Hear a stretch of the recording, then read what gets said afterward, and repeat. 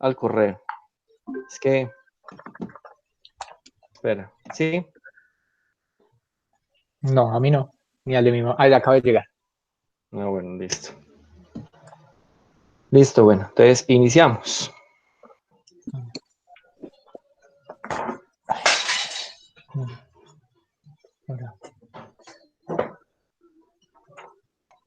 Bueno, un saludo a todos en este día. Esta es nuestra segunda voces de Rompiendo Etiquetas, este espacio que estamos construyendo y tejiendo entre todos y que hoy a través del blog se pueden conectar y escuchar todos los podcasts y además por la UFM Stereo 102.1 FM. Damos un saludo a todos los que en este momento nos escuchan y nos siguen a través de las redes sociales. Les recordamos que silenciemos los micrófonos y apaguemos las cámaras. Solamente vamos a dejar prendida la del profesor Erleison, para los que nos siguen en las redes sociales, para poder tener una charla y una conferencia amena. Damos la bienvenida entonces a este espacio que lo construimos entre todos. Entonces le damos la bienvenida al colectivo Ben Cunafro. Camilo Ruiz ya nos acompaña en línea. Camilo se encuentra en línea. Compañero, bueno, mientras Camilo, Gustavo, todavía no se ha conectado. Perfecto, Gustavo. Entonces, comencemos contigo. Gustavo Santana hace parte del equipo que ha diseñado este proceso. Gustavo, ¿cómo está? Bien, compañero, muchísimas gracias. Agradecerle a todos nuestros invitados. Gracias por acompañarnos nuevamente a este espacio. Sabemos que es un espacio gestado para todos, para que repensemos aquellas estructuras que hemos naturalizado y que inferiorizan y violentan a diversas poblaciones. El profe Arleison, gracias por acompañarnos. El profe es candidato a doctorado en Ciencias Sociales y Humanidades. También está próximo a recibir su título de doctor en Educación. Es magíster en Ciencias Políticas, especialista en Gobierno y Desarrollo Local, y su pregrado es en la licenciatura en Filosofía. Muchísimas gracias a todos, compañeros. Juan, ¿cómo estás?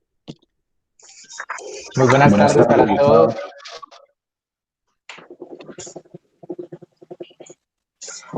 Buenas tardes, realmente qué rico volvernos a encontrar acá, qué rico tenerlo acá, profe, compartiéndonos un poquito de esas experiencias, de esas vivencias. Realmente, pues a pesar de los problemas de que nos ocurrió ahorita con la virtualidad, pues bueno, ahí vamos poco a poco sumando.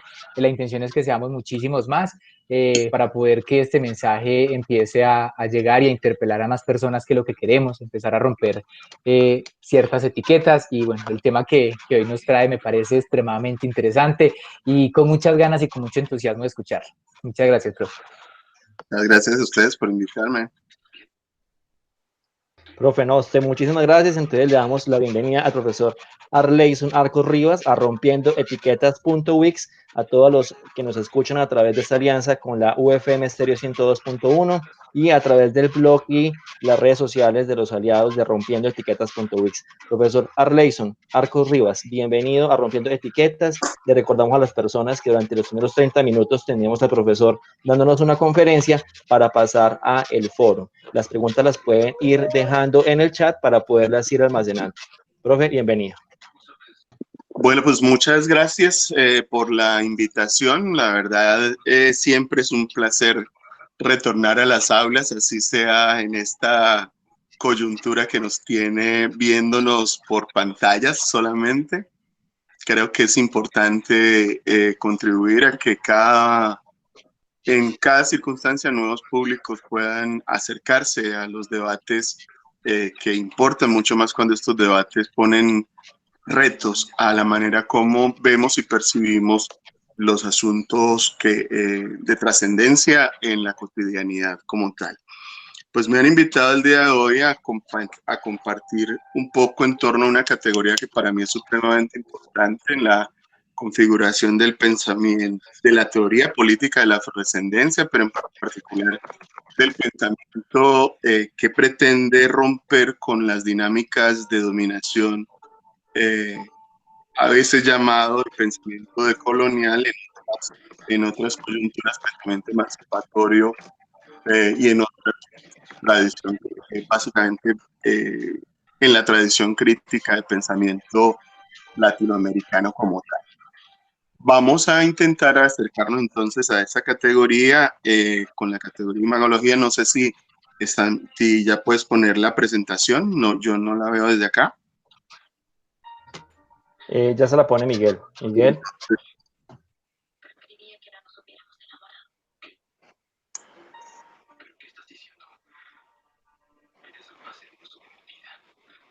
Bueno, mientras ponen la presentación, pues habría que mencionar dos aspectos, y es que algunos elementos son visuales. Precisamente va a ser bastante extraño para quienes están conectados vía radio, porque no podrán verlas. Intentaré en algún momento describir, pero no creo que sea factible hacerlo en la medida en que son presentaciones. De todas formas, pues la presentación está disponible.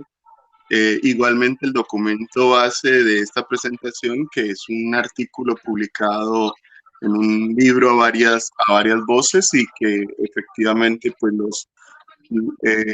Alejandro, Juan David, Gustavo podrán compartirlos más adelante.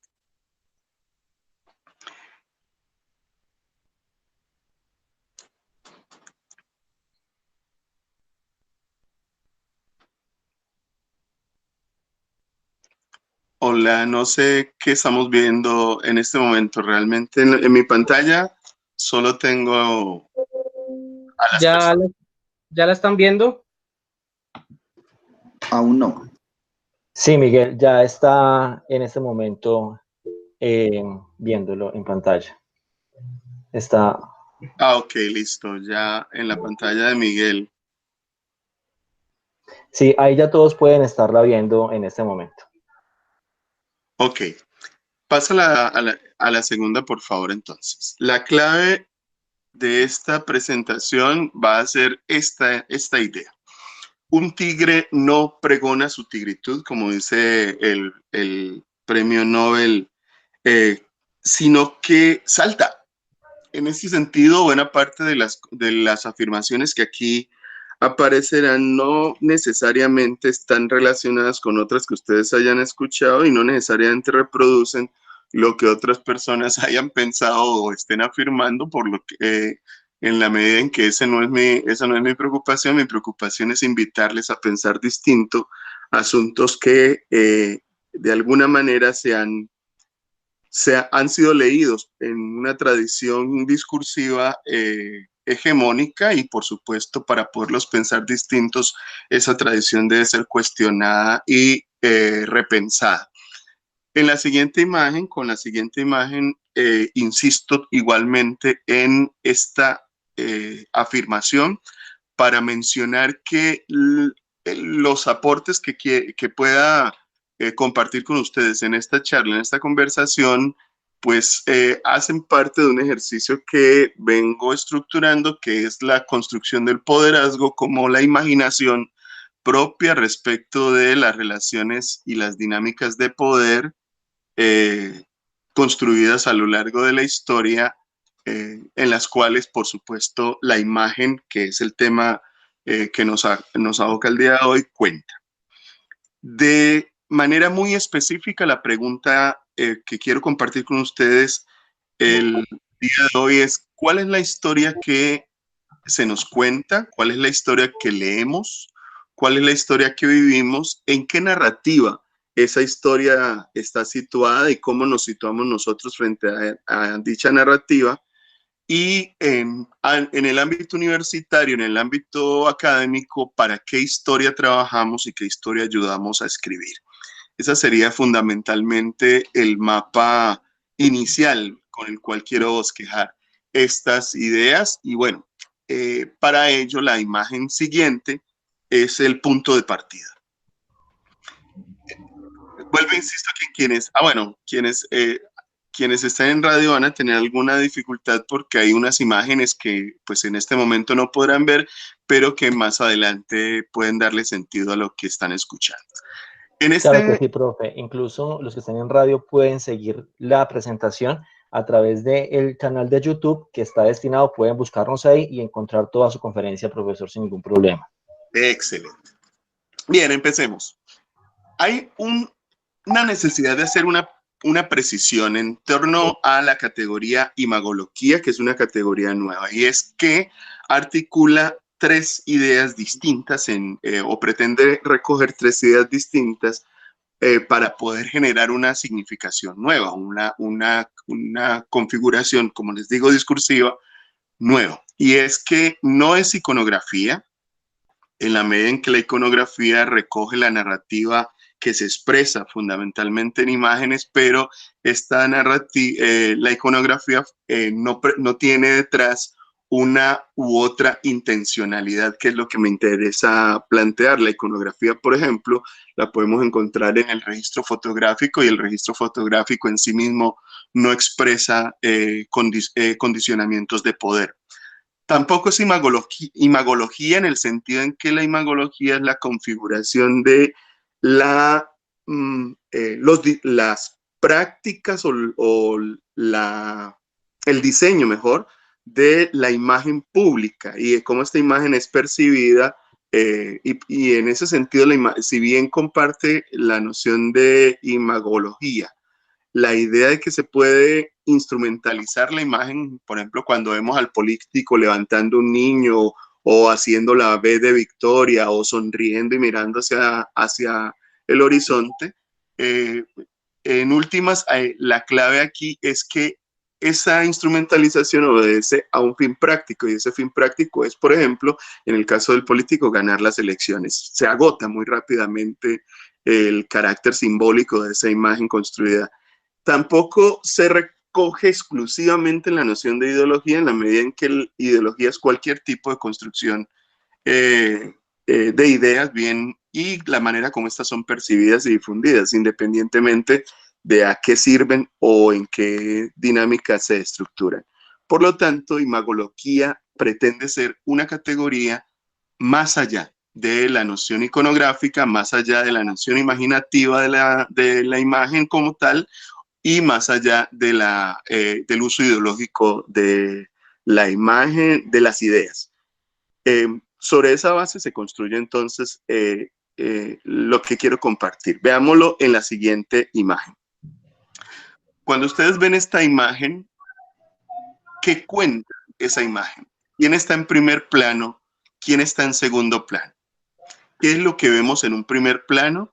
¿Qué es lo que vemos en un segundo plano? Es más, inclusive al lado derecho, hacia la esquina derecha inferior, y en la esquina izquierda a unos sujetos muy específicos. También pueden advertir quién está o quiénes están en el centro. Al lado derecho vemos a una mujer.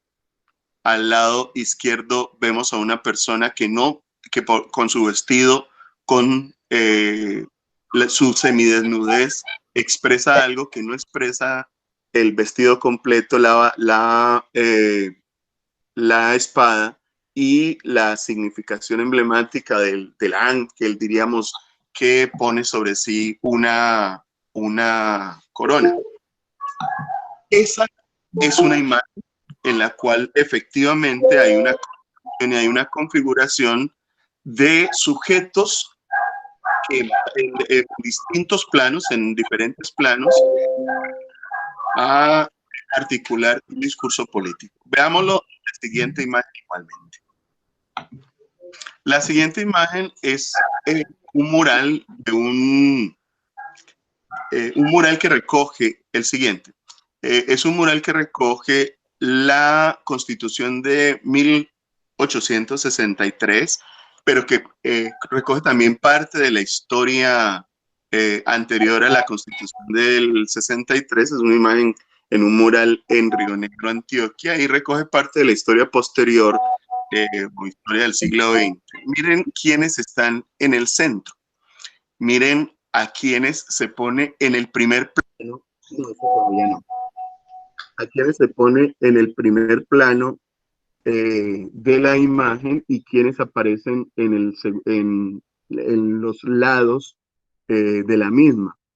Miren en esa misma imagen cuál es la posición de unos sujetos frente a otros. Por ejemplo, si ustedes miran hacia el lado izquierdo, en la parte inferior, a quienes notan en esa imagen. Afrodescendientes, hombre-mujer, en una situación absolutamente marginal frente a lo que cuenta este mural. Por lo tanto, entonces, lo que quiero enfatizar es que las imágenes cuentan de alguna forma una historia que nos permite hacernos la pregunta por cuál es el papel asignado a unos y a otros según se los dibuja en dichas imágenes, en los iconos o en las construcciones en las cuales la imagen entra a jugar con mucha fuerza. Veámoslo en imágenes más recientes. Para saber si funciona, si continúa funcionando y si efectivamente allí hay un peso, diríamos, narrativo en esas imágenes. ¿Cómo se presentan en las fotografías a ciertos niños, a ciertas geografías y a ciertas condiciones sociales y políticas? Se puede afirmar que hice un uso instrumental de las imágenes y que las seleccioné para que registraran un determinado discurso, pero es precisamente lo que estoy afirmando.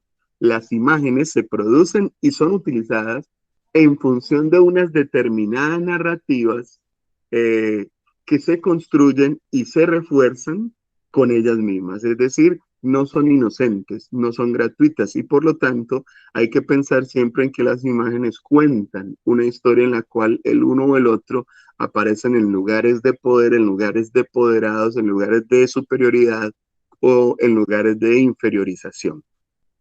A eso le llamaremos entonces imagología. Veámoslo con continuamos por favor.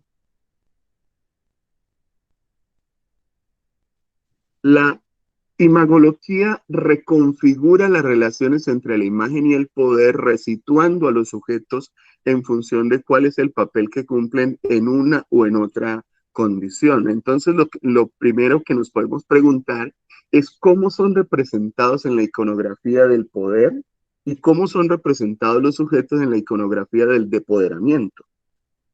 ¿Qué características tiene la imaginación del poder, la imaginación icónica del poder, y qué características tiene la imaginación icónica del depoderamiento? De tal forma que eso nos lleva a preguntarnos por los lugares que ocupan los sujetos en los relatos, según la narrativa icónica, por las características que tienen el uso de las imágenes como herramienta o como instrumento de lo imaginado, por las referencias que implica la imagen y al mismo tiempo por las barreras que la imagen sitúa, tanto como los lugares que cede para el reconocimiento.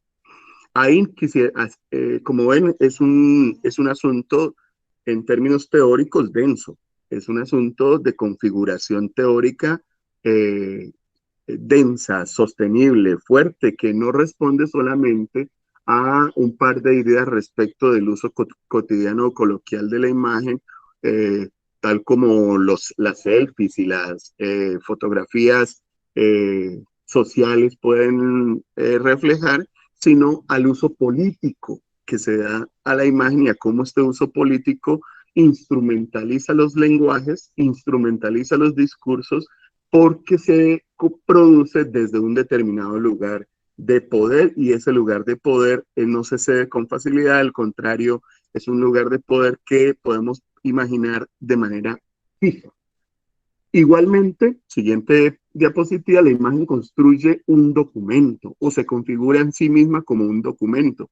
Precisamente por eso tiene la capacidad de fijar discursos y de hacer que estos discursos circulen y se reproduzcan circulen y se reproduzcan en un contexto en el cual efectivamente resultan útiles. La lectura de los sujetos y cómo los sujetos son comprendidos. Las maneras como tras los sujetos se mueven y se fijan discursos y narrativas. Las mentalidades tras estos discursos y narrativas.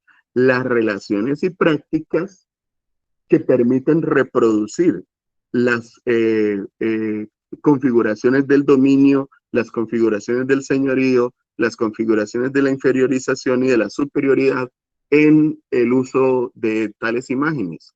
Los imaginarios y la distribución ideológica que permite la imagen precisamente al configurarse o al construirse en una relación simbólica entre poder y empoderamiento. Entonces, estos son asuntos de grueso calado que valdría la pena configurar y considerar con mayor hondura, toda vez que precisamente dibujan, siguiente diapositiva, lugares fijos en los cuales aparece el depoderado, que es la figura que me interesa seguir y rastrear. Ya conocemos muy bien los lugares del poder, conocemos muy bien incluso cómo se expresan los sujetos en función de las dinámicas de poder y de los lugares de poder que la imagen contribuye a reflejar. Lo vemos cotidianamente desde los espacios, desde los usos consumistas, desde las dinámicas de relacionamiento, desde la instrumentalización, por ejemplo, del dinero, de las geografías, de los espacios, que configuran prácticas en las cuales la diversidad puede ser igualmente instrumentalizada. Claro, la imagen es construida para ser instrumentalizada. Esa es una de las particularidades de la imagen. Italo Calvino lo ha mencionado con mucha fuerza.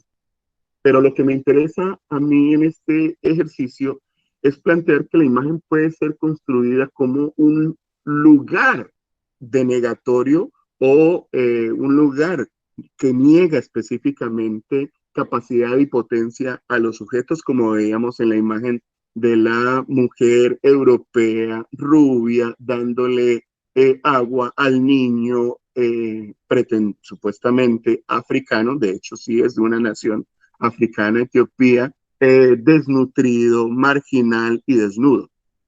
Eso es lo que hace la imagen, construir un lugar del depoderado. Uno podría pensar que es un no lugar y eso no es cierto. Los no lugares son lugares no imaginados. Los no lugares son distopías de alguna manera. Los no lugares son escapes a la capacidad de imaginar. Mientras que los lugares ubicados o los lugares situados o los lugares asignados precisamente pretenden identificar el lugar que le pertenecería a sujetos específicos. Elizabeth Kunin, cuando se refiere a estos asuntos, se refiere a que, por ejemplo, en Cartagena, el estate en tu lugar sitúa a algunos individuos en el barrio Crespo, mientras a otros los sitúa en espacios marginales que ni siquiera cuentan con los recursos y con los espacios suficientes y cómodos para vivir, como por ejemplo en los márgenes de las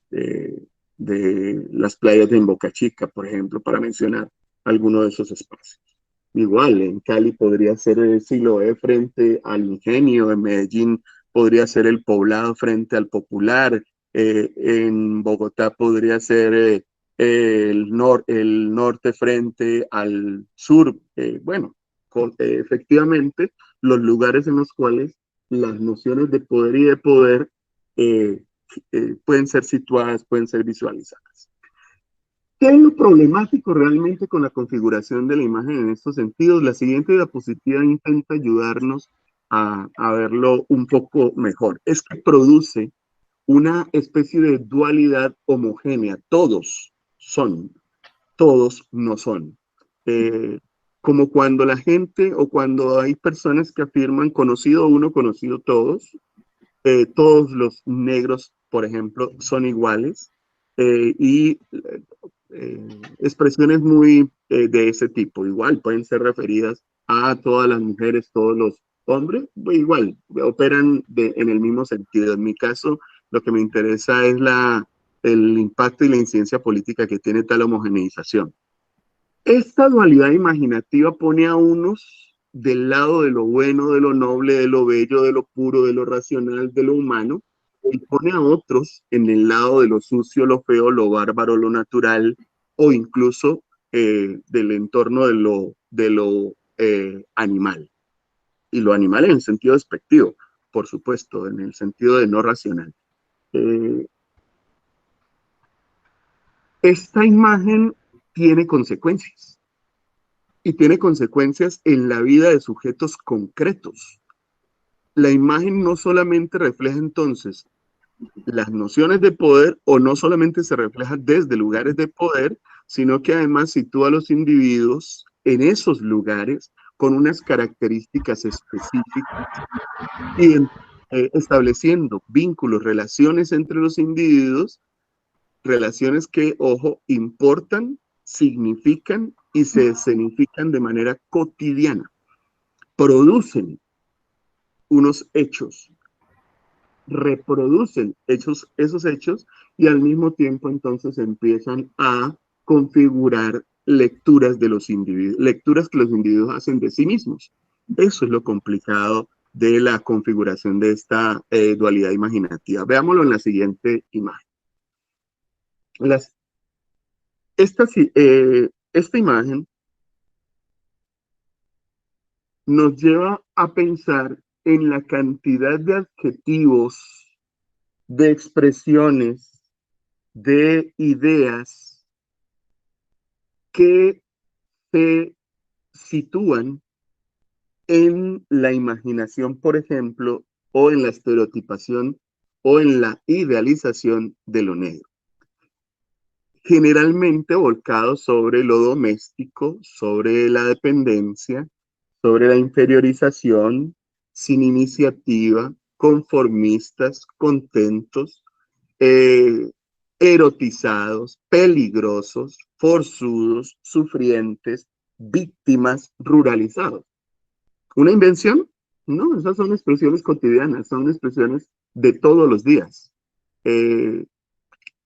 Cada una de las personas que nos está escuchando perfectamente podría recordar alguno de esos dichos que cotidianamente se han expresado y se han escuchado para hacer referencia a ellos.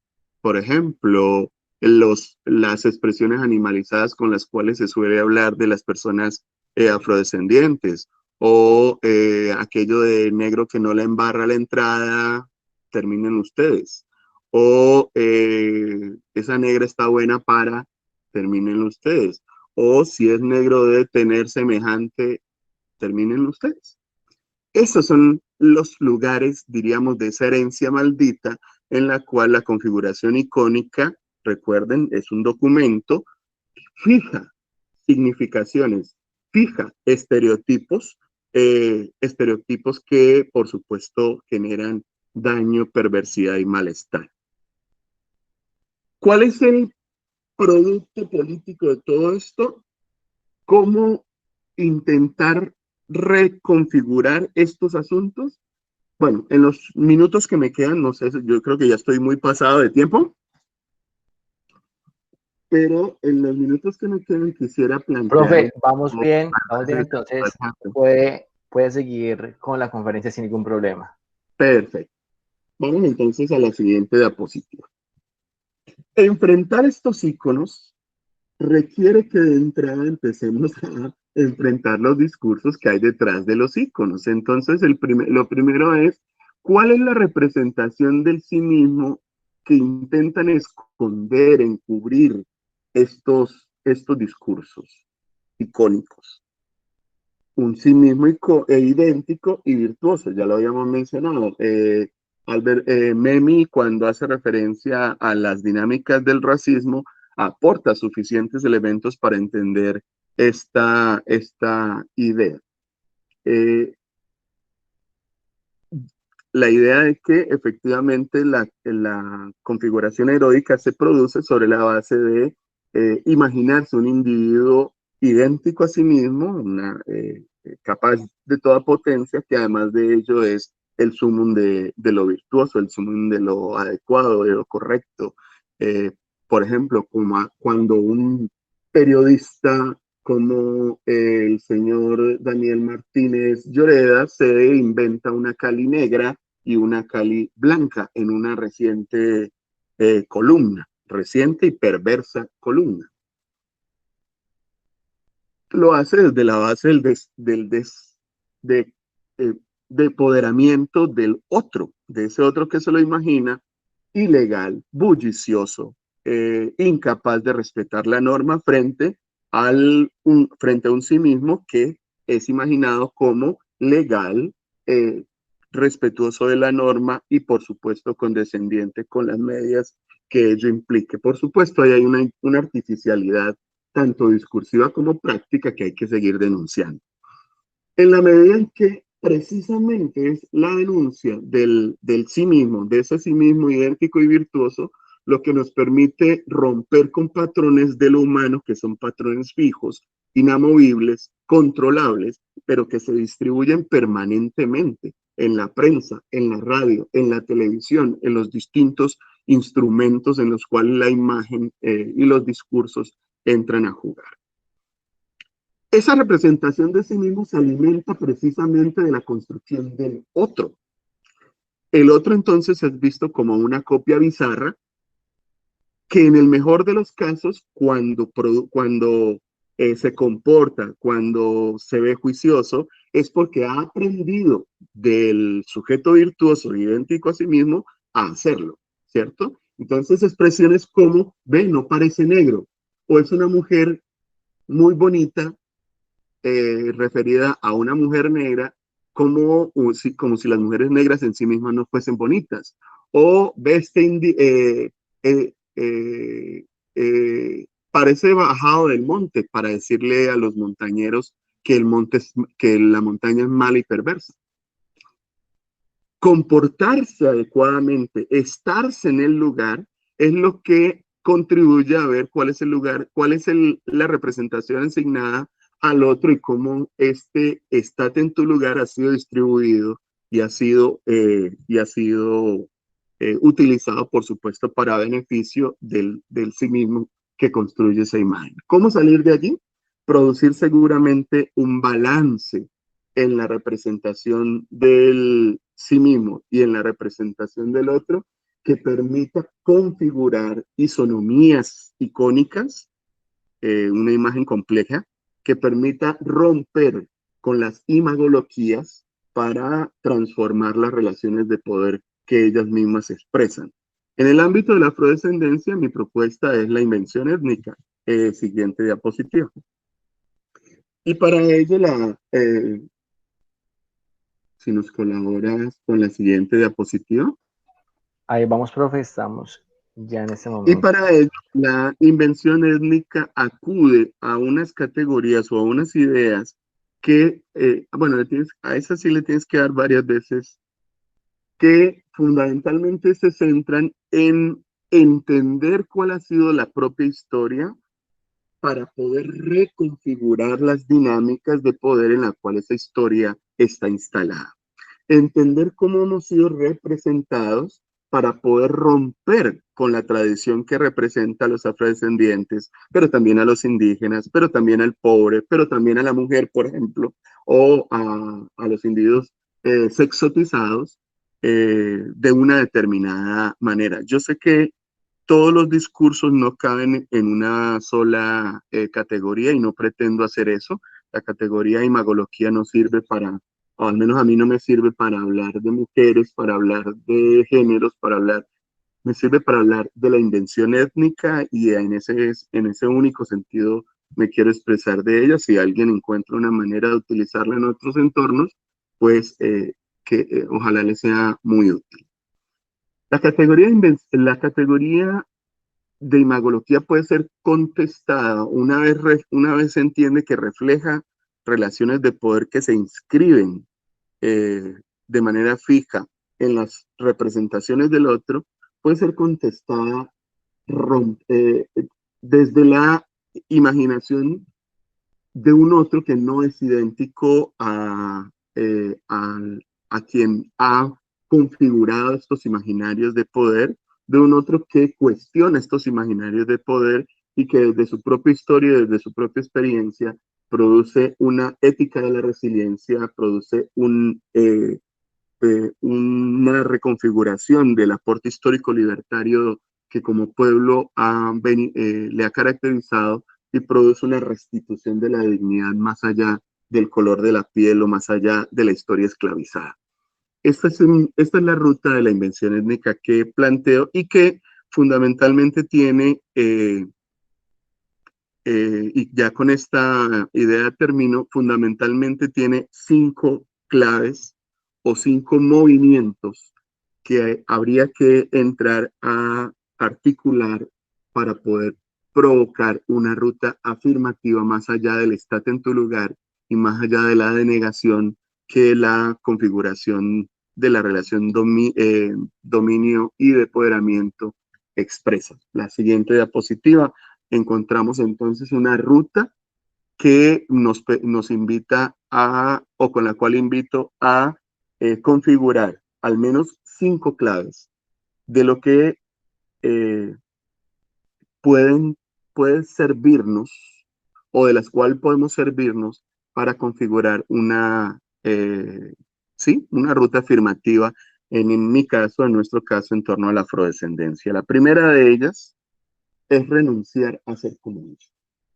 Ahí hay unos aportes bastante interesantes de una tradición que ha cuestionado la categoría negro, no porque la categoría negro no pueda ser revalorada y resituada, sino porque expresa una herencia, que en mi caso es una herencia maldita, una herencia que no permite reconfigurar las dinámicas de poder en la medida que está instalada en las prácticas y los imaginarios del universo colonial en el cual esa categoría fue inventada.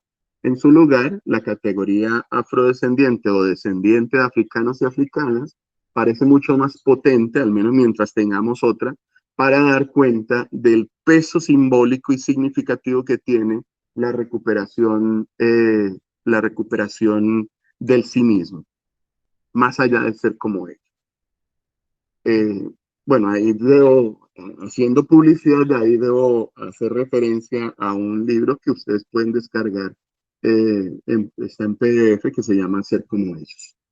La segunda línea, la segunda ruta es mucho más práctica y es más cotidiana inclusive, precisamente porque reta las imagologías tan tradicionales respecto de la afrodescendencia.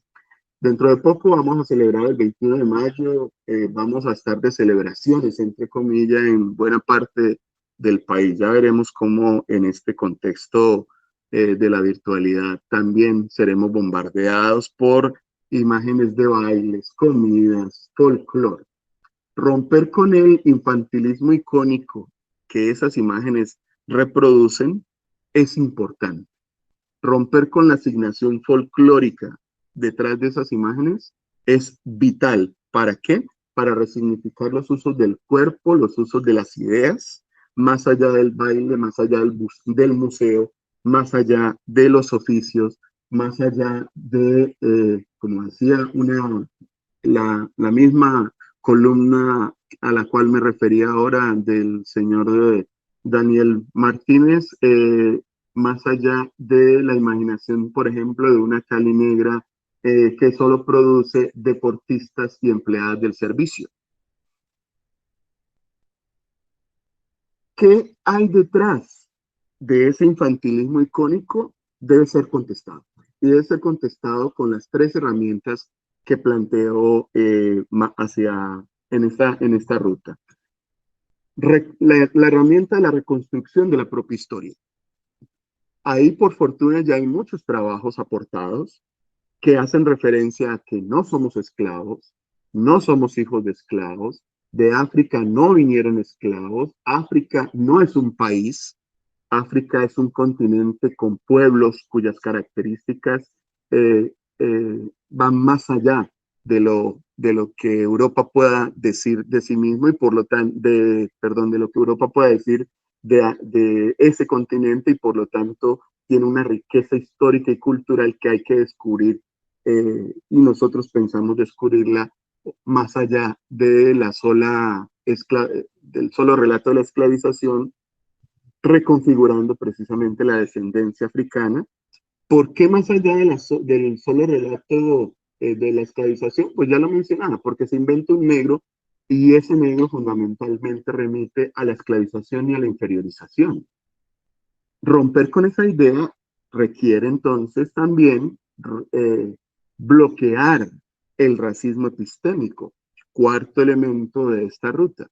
El racismo epistémico nos vende una imagen monocultural de una América que incluso en el discurso de los criollos fue imaginada para los hijos de los europeos o para herederos de europeos.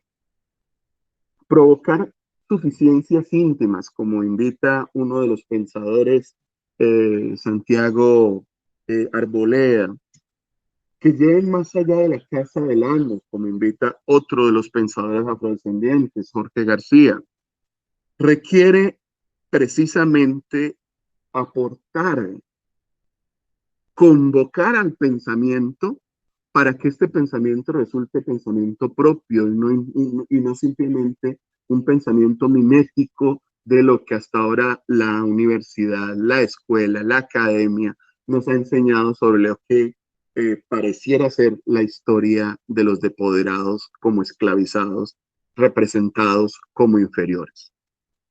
Y esta ruta también requiere desbloquear fronteras institucionales que hoy, por fortuna, empiezan a bloquearse, pero que todavía no llevan al ámbito del poderazgo. Y es esta eterna manía de presentar por todo lado una especie de reflejar en todo lado una especie de monocromatismo en los lugares del poder. Usted no ve afrodescendientes ni indígenas en la televisión, pese a que hoy hay una o dos presentadoras.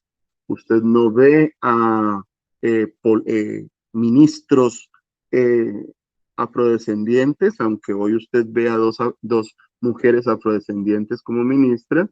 Usted no ve generales afrodescendientes, es decir, usted no ve en el ámbito del poder, en la gran empresa, por ejemplo, a personas afrodescendientes o indígenas. Y eso no es arbitrario ni caprichoso. Perdón, eso no es producto de la arbitrariedad del capricho. Eso es una construcción intencional histórica. Es que no hemos ocupado lugares de poder, no hemos ocupado o no hemos sido sujetos beneficiados económicamente y por lo tanto hay un cierto marginamiento fáctico de esos lugares de poder, mientras que hay una altísima representación en los lugares depoderados, empleadas del servicio, obreros, trabajadores de bajo salario, etcétera, etcétera, y de manera mucho más perversa la representación o la figuración en estos lugares, como por ejemplo los semáforos, la calle, los lugares del habitar la desgracia como tal. Esta ruta, entonces, al menos en estos 5 componentes que hacen parte de mi trabajo, son una invitación a salir de las imagologías que nos representan como empoderados y construir la ruta del poderazgo. Bien, Alejandro, Víctor, Gustavo, hasta ahí creo que llegaría en la próxima diapositiva sencillamente, es decir, muchas gracias.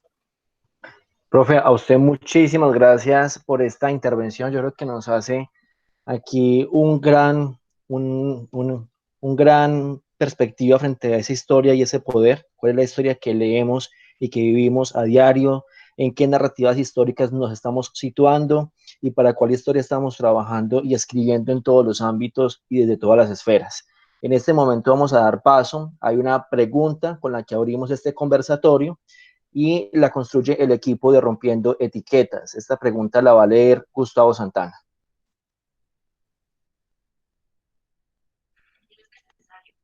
Hola, profe Arleison, usted ha venido trabajando sobre todas las articulaciones y el proceso de la invención étnica en Colombia desde su libro de 2014, Ser como ellos, donde propone los imaginarios sobre el esclavo y el cimarronaje, cómo la imagoloquia logra explicar esa invención e imaginario social que construyó Colombia sobre las poblaciones afro.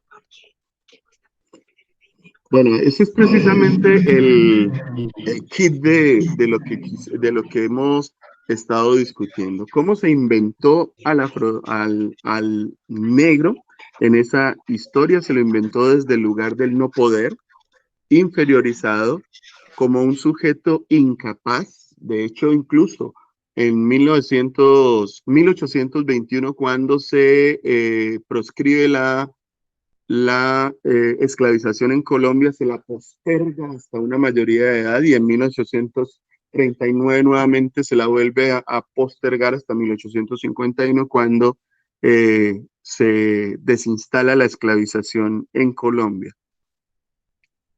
La manera de inventarse en la historia colombiana a los afrodescendientes fue desde la invención de no lugares. No lugares que, vuelvo, insisto, en realidad no existen. Son estate en tu lugar, es decir, no pasa nada mientras aceptes o reconozcas condiciones de empoderamiento, condiciones de marginalidad, de exclusión. El Chocó, por ejemplo, de entrada fue pintado como un territorio malsano, en el cual, como dijo algún exministro, solo hay negros y mosquitos. Pero los historiadores dejaron de contarnos historias, relatos y narrativas muy interesantes, como cuáles, como que la ruta libertadora a lo largo de todos los ríos de Colombia fue encontrándose caseríos, cumbres, rochelas, tanto en Venezuela como en Colombia, de pueblos libres, autoemancipados, y pueblos construidos al margen del Estado convencional. Esa historia emancipatoria, libertaria o autoemancipatoria no fue contada, y hay que volverla a contar. El conflicto armado en Colombia vino a dibujarnos cualquier cantidad de rochelas y pueblos que precisamente son consecuencia de esa configuración autonómica al margen del Estado tradicional, al margen de un Estado dominado por los criollos en su momento, al cual le interesó incorporar a los hombres y mujeres del pueblo como carne de cañón, pero no incorporarles como sujetos de derechos. Así fue pensada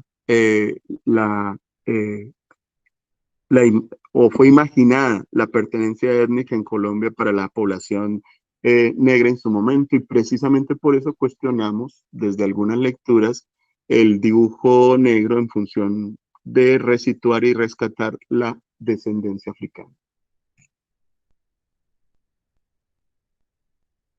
Profe, muchísimas gracias. Vamos entonces en este momento a darle paso a dos preguntas del colectivo Bencunafro, que para eso en este momento estamos con Fernanda Mora. Fernanda o Gustavo.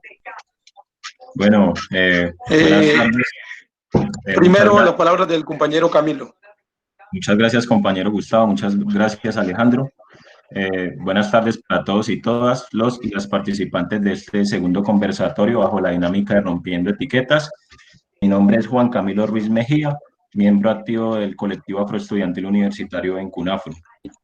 En nombre del colectivo Bencunafro, quiero expresar gratitud a cada una de las personas que trabajaron arduamente para que este evento de educación, interacción y reflexión se pudiese llevar a cabo. Agradecemos también al conferencista John Arleison Arcos Rivas por aceptar la invitación y poner todo su conocimiento a disposición del colectivo y el público presente.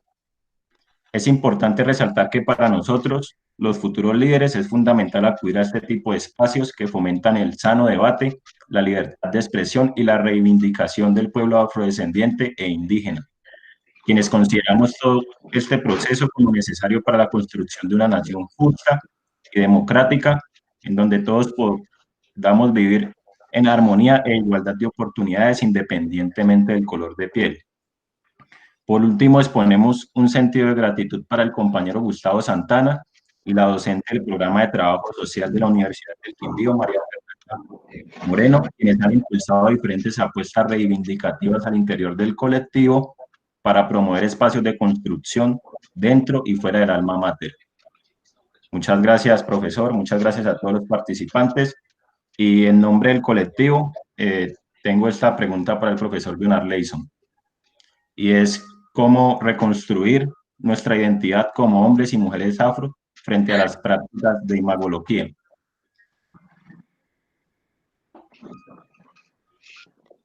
Bueno, al parecer creo que tenemos un problema con la conexión del profesor.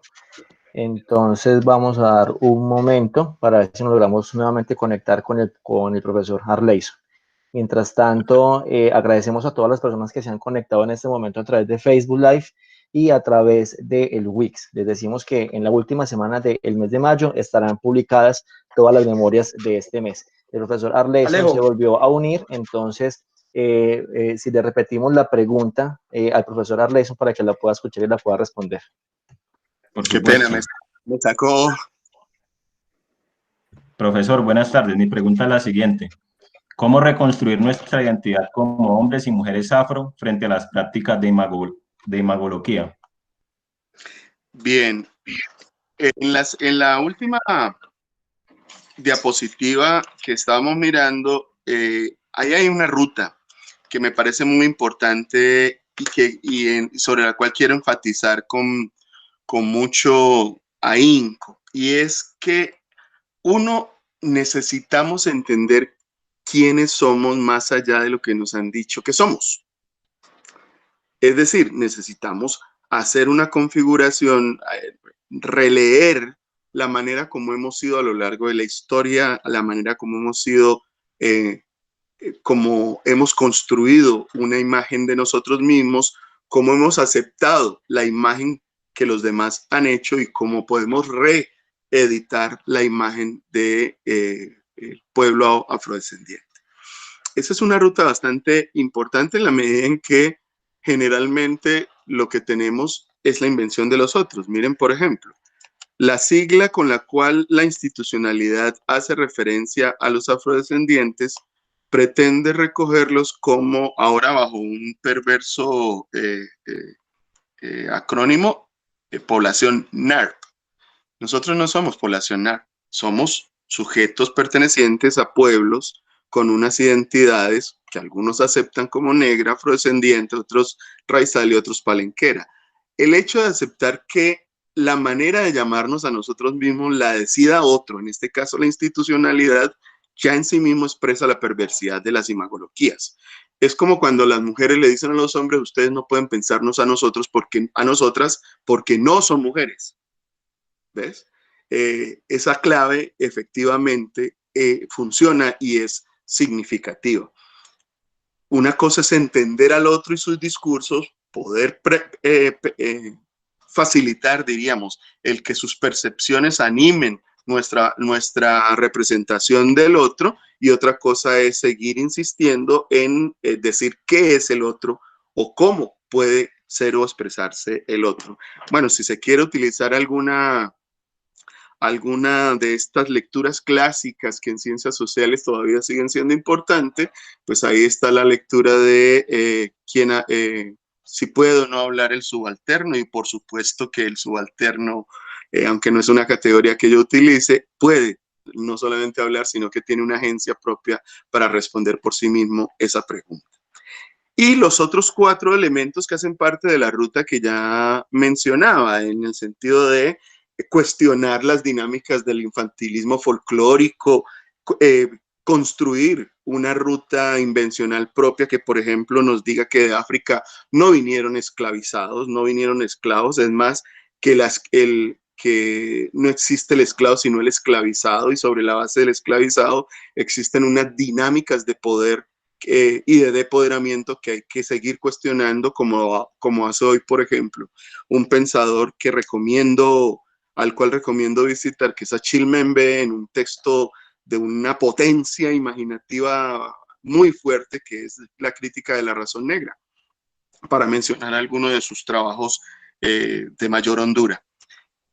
Y en lo que a la academia nos atañe, o como académicos nos atañe, pues seguir insistiendo en que hay que romper con la monocultura, con la noción del racismo epistémico, que vende la monocultura como la manera de ser de nuestros pueblos, así como para los pueblos del norte funciona la configuración del WASP, del White Anglo-Saxon and Protestant. Para nosotros también ha funcionado esta idea de un solo Dios, una sola lengua, una sola nación, y eso no es cierto. Hay que seguir cuestionando esas dinámicas y las representaciones que hay detrás de ella. Y definitivamente hay que producir pensamiento propio, invitar a la imaginación a pensarnos por nosotros mismos, por nosotras mismas, invitar a romper con las fronteras que impiden que tales discursos nuevos puedan ser reconfigurados y construidos. Profe, muchísimas gracias. El colectivo también tiene otra pregunta. Pasamos entonces a la siguiente pregunta que tiene el colectivo. Buenas tardes, profesor Arlenson. Mi nombre es Paola Andrea Pulesio y también soy participante activo del colectivo en CUNAFRO.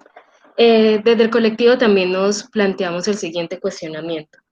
En la sociedad contemporánea, ¿cómo influye la imacoloquía sobre el poder estatal y las políticas públicas con enfoque étnico-racial? Bastante importante esa pregunta, en la medida en que precisamente al Estado le conviene inventarse, como ha dicho Elizabeth Castillo, le conviene inventarse a sus indios, también le conviene inventarse a sus negros, y le conviene inventarse a sus pobres, y le conviene inventarse a sus mujeres. Es decir, el Estado utiliza la identidad, quienes administran el Estado utilizan la identidad de los otros para vender un imaginario de nación en el cual los otros son sujetos que, por ejemplo, lo acaba de decir la viceministra la semana anterior, son sujetos, se me olvidó la palabra, ¿cuál fue? Atenidos, es decir, sujetos sin agencia, sin capacidad, sin potencia, que están sencillamente a la espera de la actuación estatal. Pues bien, de eso se trata, de cuestionar la lectura que sitúa a los unos, por ejemplo, en el lugar de los atenidos, precisamente porque no lo son.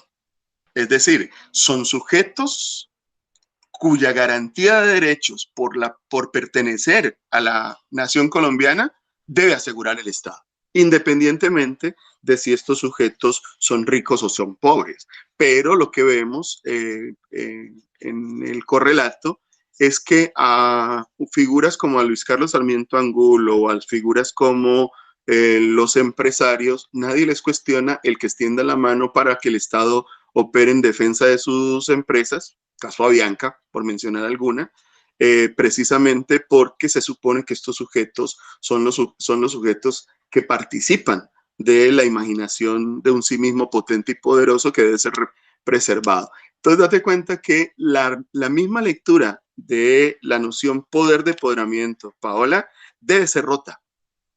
No existen sujetos depoderados, existen sujetos a los cuales se les ha negado la capacidad de agencia y poderazgo. Por eso estos sujetos por sí mismos, frente a sí mismos y contra estos otros discursos, deben levantarse en términos libertarios, emancipatorios. Ahora, ¿cómo hacerlo cuando te falta el pan? ¿Cómo hacerlo cuando no has podido ir a la escuela?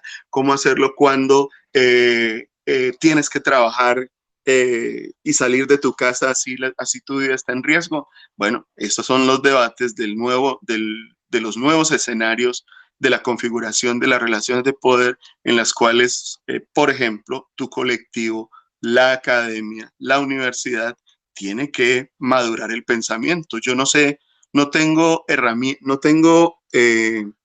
no tengo ni una panacea, ni un conjunto de herramientas para ofrecer, para decir hagamos esto. Lo que yo tengo es una ruta sobre la cual la afrodescendencia puede ser construida, y me parece que como sujetos populares, sujetos alternativos, sujetos libertarios, sujetos emancipatorios, necesitamos configurar otras rutas. Por ejemplo, pensar desde el sur es una ruta. El otro mundo posible o las alternativas de la economía a escala humana son otras rutas. Habría que pensar cuáles son los nuevos discursos y las nuevas narrativas, y qué representaciones podemos construir sobre ellas, como para que rompamos con las imagologías tradicionales. Muchas gracias. Muchas gracias, profesor. Muchas gracias al colectivo Bencunafro. Pasamos seguidamente con una de las preguntas que comenzamos a tener aquí en el chat. Damos inicio al chat en el que estamos haciendo esta transmisión en este momento. La profesora Verónica Mesa nos pregunta, o mejor nos dice, ¿nos podría dar un ejemplo práctico o realmente existente de la ruta afirmativa? Se la pregunta al profesor Arleyson. Jason Ricardo Meneses Copete habla que el subalternizado habla y habla muchísimo. Y Andrés y Margaret nos hablan sobre el tema, bueno, nos escriban ahí sobre el tema de Ateneos. Profesor. Bueno, la primera, habría que preguntarse por la potencia que ha tenido el movimiento indígena, el movimiento social afrocolombiano, a tal punto que sus liderazgos han sido sistemáticamente asesinados. Por ejemplo, para hacer referencia a que sí, profesora, hay una ruta alternativa, una ruta para imaginarse más allá de lo que los sujetos situados en los lugares de poder hasta ahora han favorecido o han permitido construir. Esta ruta lleva a pensar, por ejemplo, cosas como ¿cuáles? Como que África no es pobre. África es una imaginación continental absolutamente rica, empobrecida a lo largo de la historia por la expoliación europea, por la expoliación de las transnacionales, que aún hoy exportan casi la totalidad de los productos, se apropian, de casi la totalidad de los productos sobre los cuales se construye la riqueza africana. Coltán, diamantes, maderas, petróleo, etcétera, etcétera, etcétera. Los países africanos durante mucho tiempo, en las excolonias de Francia, por ejemplo, durante mucho tiempo han tenido que pagar el precio de su libertad. De hecho, Francia, sin lo que pagan, no le pagan todavía los países o las excolonias, no podría tener ni siquiera la condición de economía del primer mundo.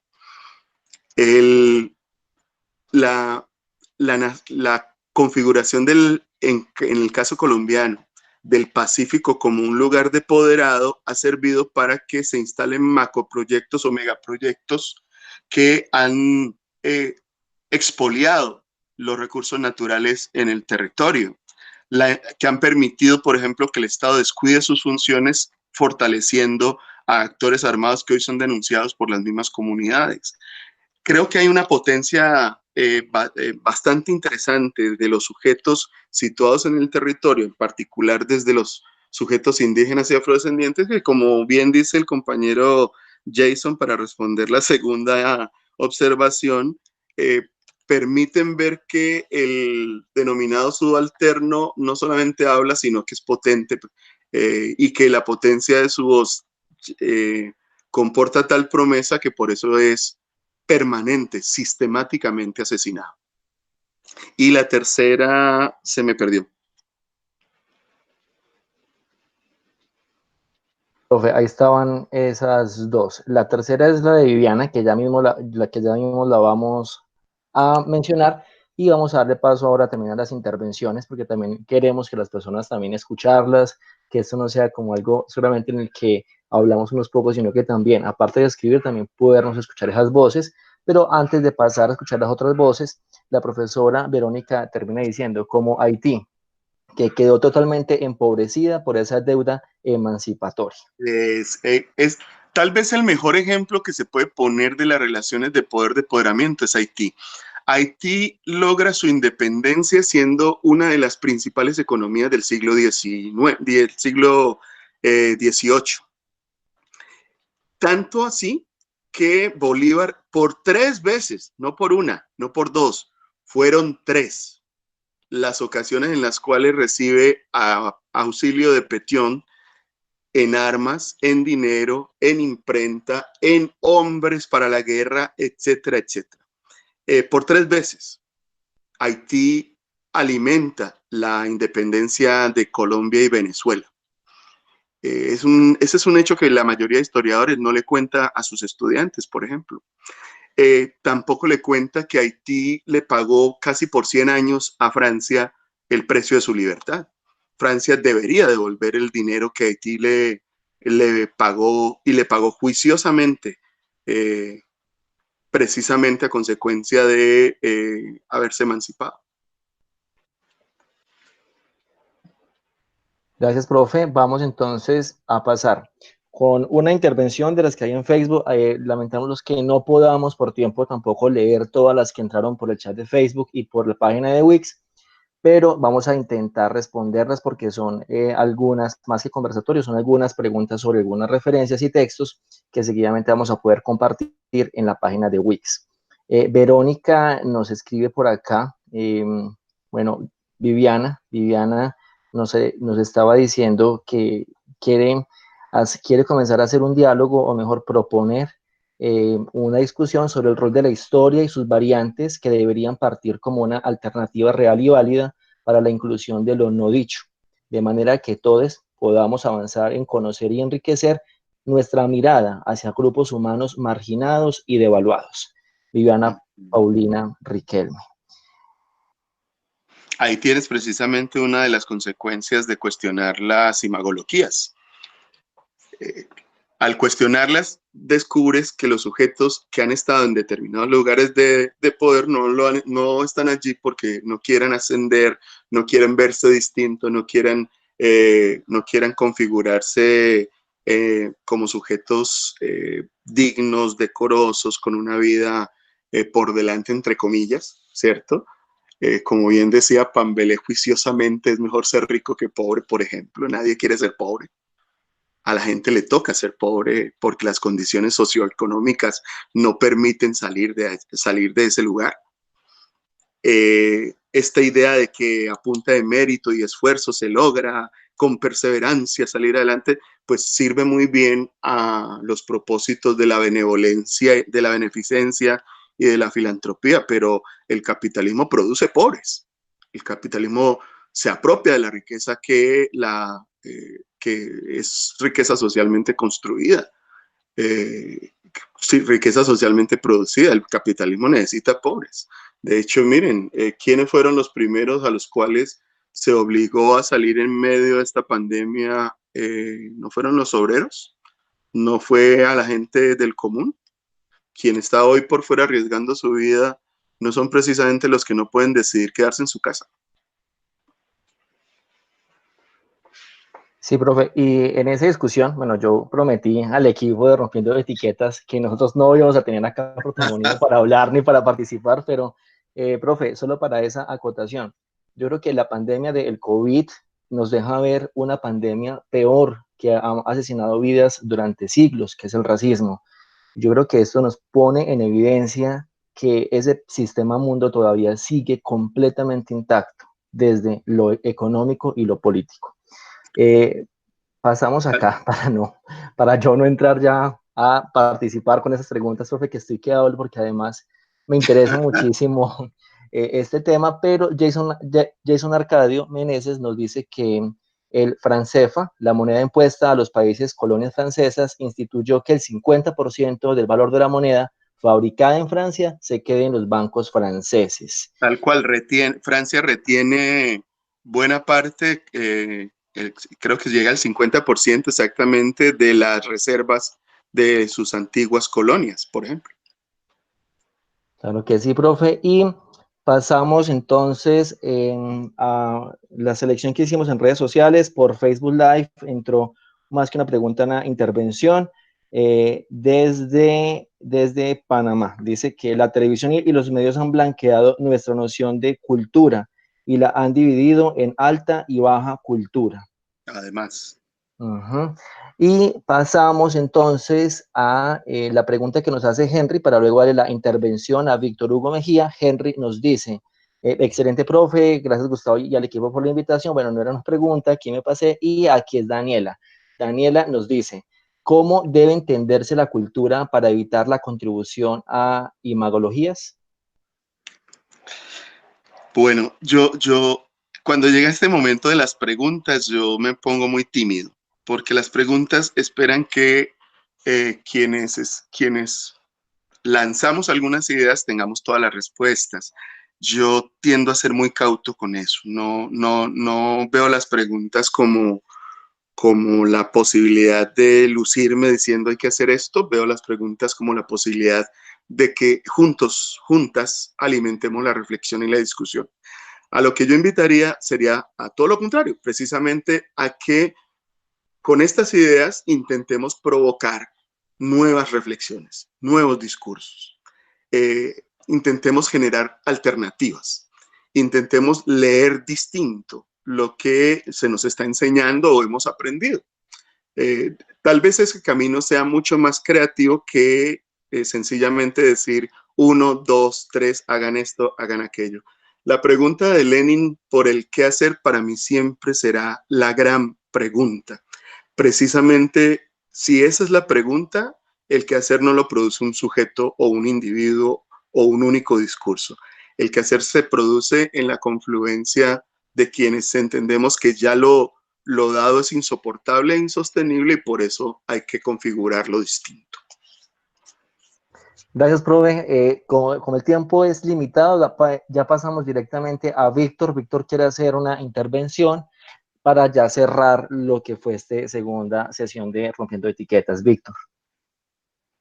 Bueno, con las muy buenas tardes para los chicos del colectivo Mencunafro, la profesora Fernanda, Gustavo Santana, Camilo y obviamente el conferencista y los demás participantes. No sé si me escuchan bien. Te escucho.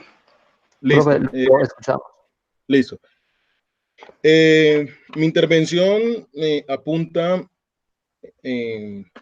una orientación integral de lo que durante mucho tiempo en el metarrelato de la diáspora africana y la resignificación del hombre negro en Colombia ha constituido un lugar común. Y es que hay un sobrediagnóstico sobre cuestiones que ya me parecen, con todo respeto, anacrónicas. Entonces, por el principio, Arleison, porque pues le puse atención a la parte de tu presentación, en la cual haces un énfasis, y es el siguiente: eso de las rupturas epistémicas y de construir aquello que tú atinadamente llamas imagología.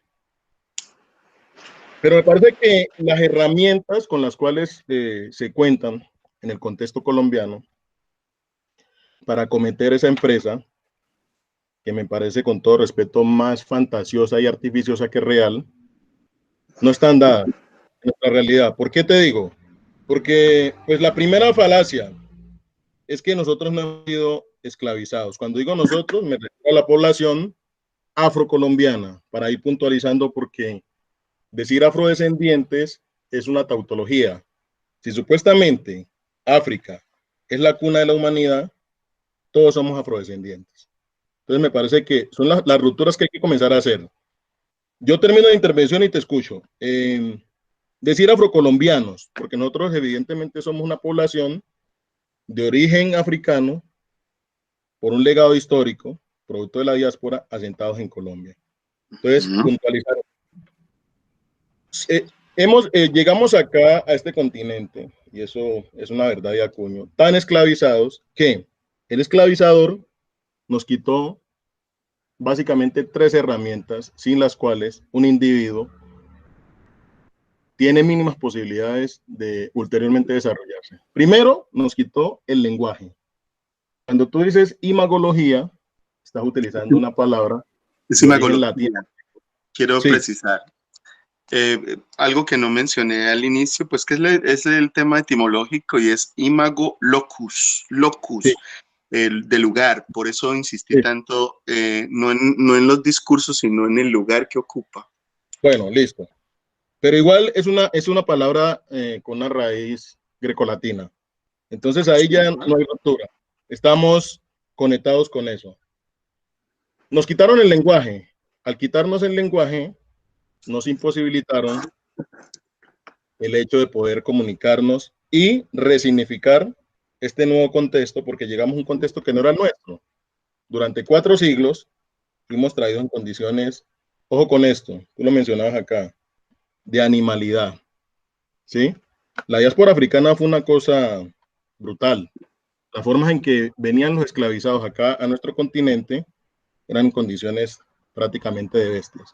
Segundo, el hombre africano esclavizado comenzó a tener, por parte del esclavizador, ojo con esto, una resignificación para él, porque ya no era un hombre, no era un individuo, no era un sujeto, sino que era una mercancía, tal como lo desarrolla, me parece de una manera bien interesante Marx en El Capital. Una mercancía porque tenía valor de uso y valor de cambio. Entonces, ojo con esto, eso no se puede perder de vista. Y yo creo que ese es el lugar, el punto de partida que no podemos mirar de soslayo.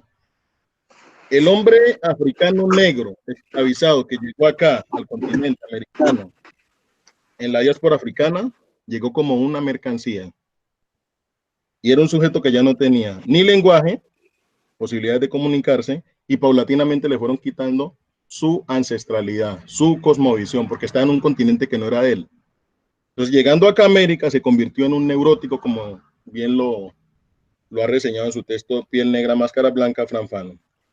Entonces, ojo con eso, el sujeto negro que se instala acá ya no es el que está en el África, ya no es la mercancía que cazaron allá en el África. Entonces, ojo con eso. Por otra parte, no existe en nuestro contexto colombiano, y que en Ambajes, una historia del hombre afrocolombiano. Eso no existe, eso no se ha construido. Y tú no puedes hablar de una identidad cuando no hay una historia a la cual aferrarse. Estos intentos de la cátedra afrocolombiana, tú sabes que ha sido unos rotundos fracasos, eso no existe en la realidad. Entonces yo creo que si los cimientos, el piso, las bases estructurales no están constituidas, lo de acá es botar corriente. Entonces mira una cosa y ya con esto termino para no extenderme tanto. Los estudios afros aquí en Colombia, paradójicamente, los iniciaron los mestizos, Nina de Friedman, Jaime Arocha, y etcétera, etcétera. Y este es el momento que a quienes yo llamo, no peyorativamente, sino con elementos de juicio, yo creo que por ahí tú has leído alguna cosa, pseudo afrointelectualoides colombianos, no han acometido la tarea. ¿Por qué? Porque estamos montados todavía sobre el legado y las bases que han configurado los otros. El otro que nosotros discriminamos, el otro que nosotros defenestramos, el otro que supuestamente es el que nos niega, es el que ha logrado cimentar lo poco que tenemos. Con esto termino, Gustavo y equipo Ven Cunafro.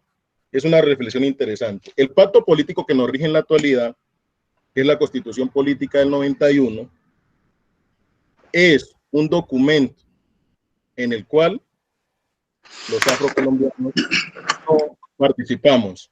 Y usted en lo que no participa, pues no tiene velas en el entierro. La ley 70 y el transitorio 55 fueron introducidos en el debate de la Constituyente del 91 por iniciativa de las comunidades indígenas. Entonces eso es vergonzante. Víctor, así que muchas gracias. Necesitamos ya concluir porque como tenemos transmisión con la UFM, aquí el tiempo con la UFM sí es un poco más, para darle paso al profesor Arleyson para que nos pueda responder. Para que nos pueda responder. Listo, entonces, la pregunta general va hacia lo siguiente. ¿Cómo construir esos 5 ejes que tú planteas ahí para deconstruir la palabra que se me va, imacología? Para deconstruir eso cuando no tenemos las bases estructurales bien asentadas. ¿Sí? Muchas gracias. Bueno, antes de responder esa pregunta, lamentamos a las demás personas que estaban pidiendo la palabra y estaban en línea, no la vamos a poder dar en este momento, se nos acabó el tiempo para poder que el profesor Arleison pueda intervenir en este momento para poder ya cerrar. Por eso les agradecemos a las personas que escriban sus preguntas o que las intervenciones sean cortas para poder darle participación a todos. Vale, bueno, hay categorías que yo no utilizo. Deconstruir es una de ellas. También habría que hacer una precisión. Vuelvo y al inicio de mi charla, y es que un tigre no anuncia su tigritud, salta. Yo no le pido permiso a las tradiciones para hablar, para mencionar lo que quiero mencionar. En ese sentido, tampoco le pido permiso a esa tradición que dice que África es cuna de la humanidad. Esa es una tradición falsa. Una cosa es hacer referencia a los elementos diríamos, genómicos de la humanidad y cómo el tránsito de la vida humana inicia en África y se va proyectando al resto del globo terráqueo. Otra cosa es hablar de la experiencia histórica de haber sido hijos e hijas de naciones africanas que fueron capturadas en lucha emancipatoria permanente desde África en los enclaves esclavizadores en la misma África, en las naciones africanas, como por ejemplo en la Costa de Marfil, en los barcos negreros esclavizadores que fueron permanentemente atacados por otros libertos y que vivieron motines con mucha frecuencia como tal. Amistad, el barco aquel que finalmente produce semejante relato histórico es uno entre tantos otros. La existencia de San Andrés y casi todas las Antillas, en la existencia de pueblos libres en todos ellos, es una evidencia no del pillaje, sino de la capacidad emancipatoria y libertaria instalada a lo largo de 3 siglos de existencia de la esclavización y de resistencia a esa configuración de esa enfermedad europea, como la han denominado otros. Entonces, a mí me parece que parte del ejercicio, Víctor, apunta a también empezar a deslindar y precisar ciertas categorías que se han ido instalando con mucha frecuencia y que empezamos a repetir, como por ejemplo esa de que África es entonces, todos somos afrodescendientes porque África es la cuna de la humanidad. No estamos hablando de eso. Cuando hablamos de recuperar la tradición libertaria y emancipatoria de la descendencia africana en América, estamos hablando de la experiencia, vuelvo e insisto, histórica de ser hijos e hijas de África contra el proceso de conversión de los pueblos africanos en negros. Eso es un asunto diametralmente distinto, vuelvo e insisto. Habría que entonces encontrarnos en ese tipo de nuevas categorías para entender cómo se produce entonces la configuración de un sujeto social y político con poderazgo más allá de la simple lectura esclavizada. Por ahora creo que eso es lo que podría decir frente a lo que mencionas. Y un dato que sí me parece muy importante: no es cierto que no tengamos narrativas. Precisamente estamos celebrando los 100 años del nacimiento del intelectual más importante de Colombia. Así lo denomina el profesor Múnera a Manuel Zapata Olivella. Manuel Zapata Olivella construye un libro que debería ser obligatorio para todo niño, niña, joven, adulto en Colombia, leerlo, que es Changó el Gran Putas, una narrativa de cómo efectivamente en el imaginario del viaje desde África hacia América y lo que han significado estos 5 siglos, produce un relato emancipatorio, un relato resistente y un relato reexistente de los hijos y las hijas de África en América. Leison, pero precisamente... Profe, muchísimas gracias. Damos entonces con esto por terminado. Agradecemos muchísimo el tiempo del profesor Arleison, que nos acompaña. Él está fuera del país incluso, y está con un proceso muy interesante que ha venido trabajando. Arleison, el profesor Arleison en este momento, pues, profe, queríamos tenerlo mucho más, hacer un trabajo mucho más detallado. El tiempo, iniciando hoy el conversatorio, también toda esa parte de la tecnología y de las comunicaciones falla, y nos falló al inicio. Entonces pedimos excusas también al profesor Arleison y los que se conectaron también a tiempo. Agradecemos a todos los que han venido trabajando en este proyecto. Esto es un esfuerzo y un trabajo colectivo que nace desde un proyecto de la Maestría de Estudios Culturales del grupo de segundo semestre de la Universidad Javeriana, y que se articula para hablar en clave con la Red de Cultura Ciudadana aquí en el Quindío y el clúster Ideas que Transforman. Rompiendo Etiquetas es una estrategia multiplataforma. Todo el contenido extenso lo encontrarán en el blog, ya Juan David nos va a hablar de eso. Agradecemos al apoyo que ha recibido la sección Voces de toda la estrategia de Rompiendo Etiquetas, y voy a nombrarlos rápidamente. Al colectivo Ven Cunafro, un apoyo gigante en todo el apoyo del desarrollo de este diálogo para ponernos a conversar, y en la difusión también de este espacio que se llama Voces. Al programa de comunicación social de la Universidad del Quindío, a través del clúster Ideas que Transforman, una experiencia significativa que también se articuló desde el inicio, y a la Red de Cultura Ciudadana Quindío también en esta sección de Voces, en toda la parte de difusión, que está permitiendo que 21 entidades del departamento del Quindío también se comiencen a hablar de estos temas y a comenzar a analizar y a reflexionar en torno a esto. A la UFM Stereo, la emisora universitaria de la Universidad del Quindío, por la difusión y porque tenemos allí un espacio. Alejandro Herrera nos ha abierto un espacio maravilloso para que todas las personas escuchen este conversatorio en diferido todos los martes a las 3 de la tarde y a las 7 de la noche. Y al programa de trabajo social que se unió en esta última semana, también les agradecemos por unirse a este proceso tan valioso para nosotros, pero que también siempre hemos querido que no sea un proyecto que le pertenezca a alguien, sino que nos pertenezca a todos. Este diálogo es de todos. Profesor Arleison, muchísimas gracias.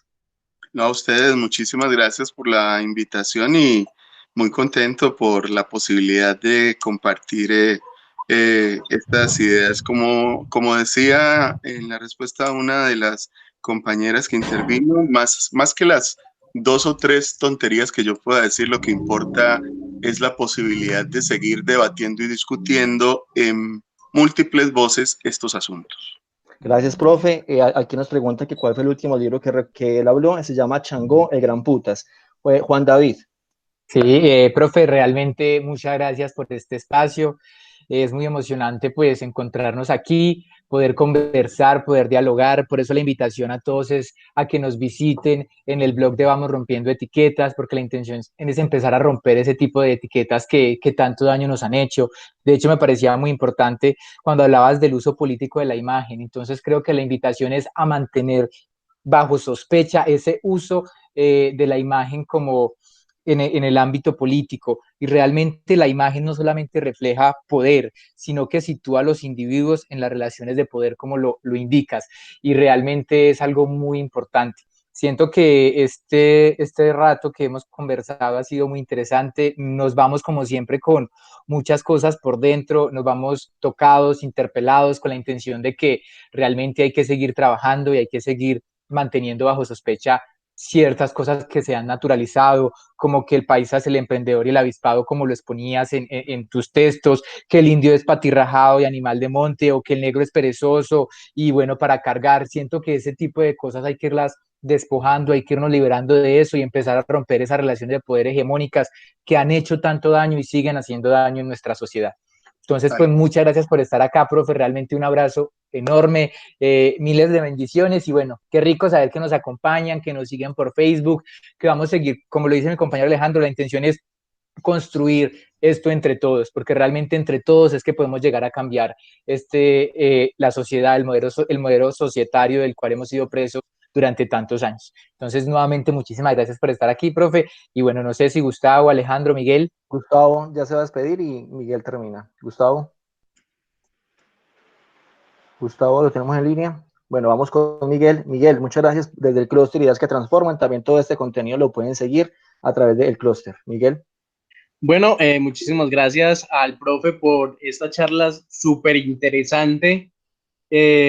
Nos dio una visión diferente sobre esta problemática que estamos tratando en el blog de Rompiendo Etiquetas.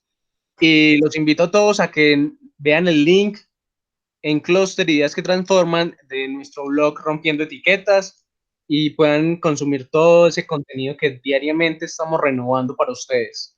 Hasta luego a todos. Espero que tengan una feliz tarde. Profesor, feliz tarde para usted. Muchísimas gracias. Muchas gracias a ustedes y sigamos rompiendo etiquetas entonces. Eso, profe, ¿cuál es la etiqueta que se quiere comenzar a romper entonces? Precisamente la etiqueta negro, para poder entender qué representa la descendencia africana. Muchas gracias, profe. Esto fue Rompiendo Etiquetas, mayo, mes de la herencia africana. Sigan con toda la agenda en el blog rompiendoetiquetas.wix.